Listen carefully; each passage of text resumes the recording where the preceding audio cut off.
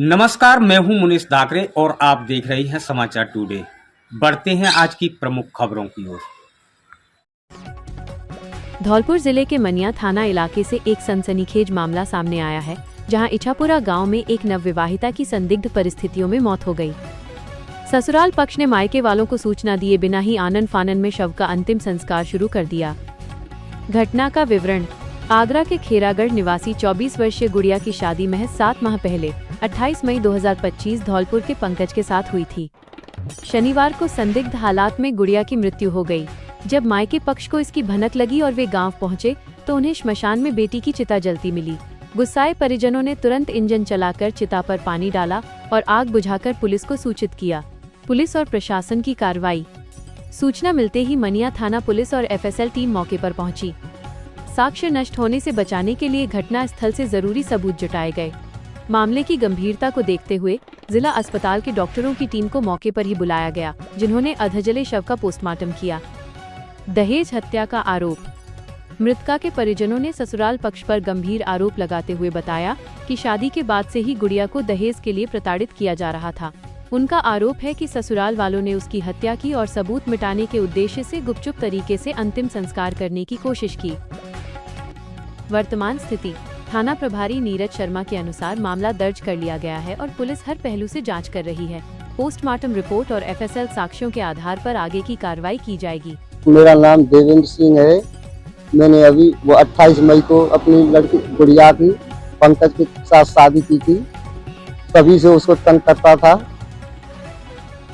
फिर कोई phone on नहीं करने देता है। और शनिवार की रात को जब हम जागे घर से तो तभी मेरी बड़ी बच्ची का फोन आया तो पापा गुड़िया को मार दिया है, मार दिया है। हम घर से भागे हैं तो भागते समय से आते ही घर पे हमको उड़ाए हैं, फावड़े हैं और खून भी पड़ा मिला है। घर का कोई मिला नहीं है और पीछे पिछवाड़े में बिटौरा में छोटे छोटे टुकड़ों में उसका सब मिला है। पैसों की डिमांड करता साहब। मैंने स्प्लेंडर गाड़ी की, बड़ी गाड़ी मांगता और पैसे, मेरे पैसे की पूर्ति नहीं हुई है। ये पैसे पे क्या होता है?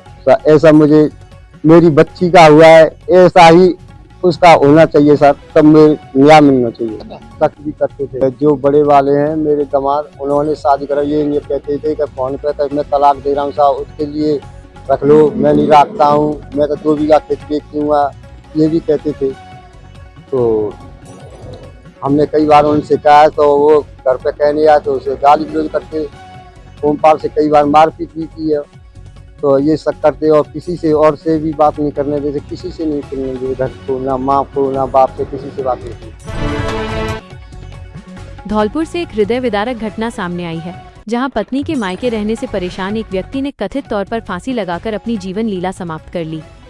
ये दुखद घटना कोतवाली थाना इलाके के कसाईपाड़ा मोहल्ले की है। घटना का विवरण। मृतक की पहचान 45 वर्षीय आशीष शर्मा पुत्र विश्वनाथ शर्मा के रूप में हुई है। आशीष पेशे से ज्योतिष का कार्य करते थे। जानकारी के अनुसार उनकी पत्नी अपने बेटे के साथ लंबे समय से ग्वालियर स्थित अपने मायके में रह रही थी, जिस कारण आशीष घर में अकेले ही रहते थे। माना जा रहा है कि इसी अकेलेपन या पारिवारिक तनाव के चलते उन्होंने ये आत्मघाती कदम उठाया। दुर्गंध आने पर हुआ खुलासा। मामले का खुलासा शनिवार शाम को हुआ, जब पड़ोसियों को आशीष के बंद घर से तेज दुर्गंध आने लगी। अनहोनी की आशंका होने पर स्थानीय लोगों ने तुरंत पुलिस को सूचित किया। मौके पर पहुंची पुलिस ने जब दरवाजा खोला तो अंदर का दृश्य देख सबके होश उड़ गए। आशीष का शव फंदे से लटका हुआ था। पुलिस की कार्रवाई। पुलिस की प्रारंभिक जांच के मुताबिक शव की स्थिति को देखकर अनुमान लगाया जा रहा है कि ये 2-3 दिन पुराना है। पुलिस ने शव को कब्जे में लेकर जिला अस्पताल की मॉर्चुरी में रखवाया और परिजनों को सूचित किया। रविवार को परिजनों की मौजूदगी में शव का पोस्टमार्टम करवाकर उसे अंतिम संस्कार के लिए सौंप दिया गया है। पुलिस ने मर्ग कायम कर लिया है और आत्महत्या के सटीक कारणों का पता लगाने के लिए गहनता से जांच शुरू कर दी है। ये क्या है मामला? 3 तारीख को पता चला कि पुराने शहर में किसी व्यक्ति ने फांसी खा ली है। इस पर उसके परिजनों के साथ मौके पर पहुँचे। वहाँ जाके रूम को खोल कर देखा तो उनकी बहन ने बताया कि मेरा भाई है आशीष, जिन्होंने एक अज्ञात कारण से फांसी ले ली है। और लाश को पोस्टमार्टम की मॉर्चरी में रखा दिया गया है, जिसकी पोस्टमार्टम की कार्रवाई की जा रही है। जैसे भी हालत होंगे आगे जांच की। अगर आपको वीडियो पसंद आए तो लाइक, शेयर और सब्सक्राइब करना न भूलें।